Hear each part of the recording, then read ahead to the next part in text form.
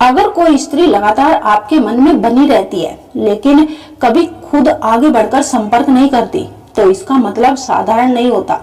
जिंदगी में कई बार ऐसा होता है कि कोई नाम रोज सामने नहीं आता, कोई संदेश नहीं भेजता, कोई बात नहीं होती, फिर भी वह स्त्री आपके दिमाग से निकलती ही नहीं। आप अपने काम में लगे हो, दोस्तों के बीच हो या रात की खामोशी में अकेले हो, अचानक उसका चेहरा, उसकी आवाज, उसकी मौजूदगी का एहसास मन में उतर आता है और तब वही सवाल उभरता है, अगर मैं उसे इतना महसूस करता हूँ तो वह कभी संपर्क क्यों नहीं करती।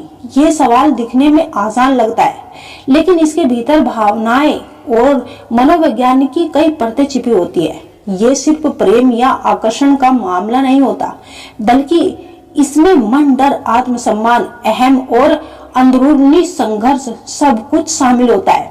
आइए इसे थोड़ा और गहराई से समझते हैं। सबसे पहले ये समझना बहुत जरूरी है कि मन यूं ही किसी को पकड़कर नहीं बैठता। मनोविज्ञान कहता है कि इंसान का दिमाग उसी व्यक्ति को बार बार याद करता है जिसके साथ कई भावनाएं और अधूरापन जुड़ा होता है। अगर कोई स्त्री बार बार आपके विचारों में आती है तो इसका मतलब है कि उसके साथ कुछ अधूरा रह गया, कुछ कहा नहीं गया, कुछ समझा नहीं गया था, या कुछ ऐसा घटा जिसने मन की पूर्ण विराम नहीं लेने दिया। दिमाग अधूरी कहानी को बार बार दोहराता है।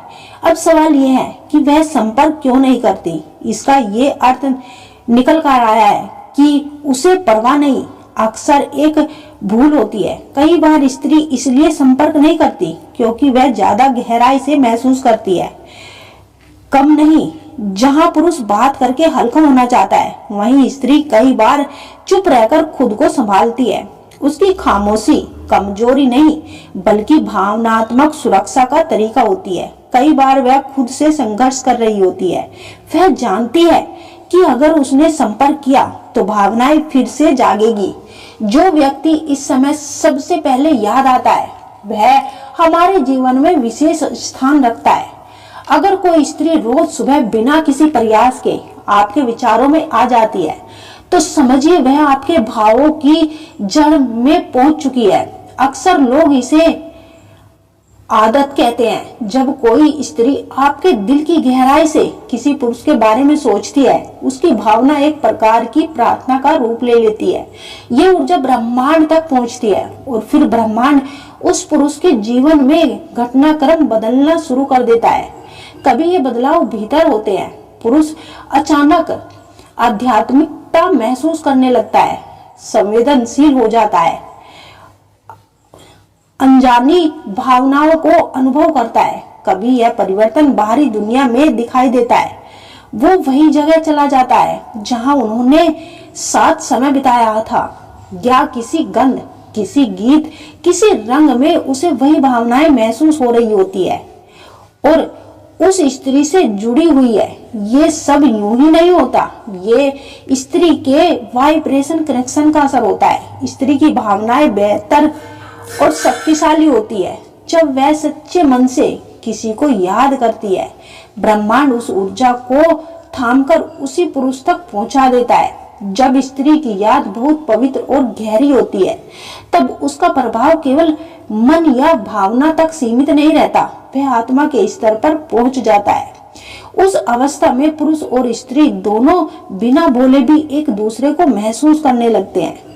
पुरुष अचानक किसी क्षण अनुभूति करता है, अब भी वह मुझे सोच रही है। कई बार वह सपने में उस स्त्री को देखता है और सपना इतना वास्तविक लगता है जैसे कोई भीतर से पुकार रहा हो।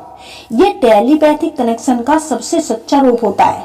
वह अवस्था जिसे आध्यात्मिक ग्रंथों में मन का मिलन कहा गया है।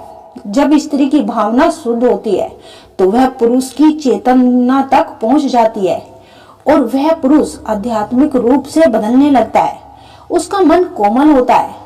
याद कोई साधारण विचार नहीं, एक शक्तिशाली ऊर्जा है। जब कोई स्त्री किसी पुरुष को याद करता है तो केवल सोच नहीं रहती, वो ऊर्जा का एक रूप ले लेती है और मन ही मन एक अजीब सी बेचैनी, एक अजीब सी तड़प का अनुभव होने लगता है।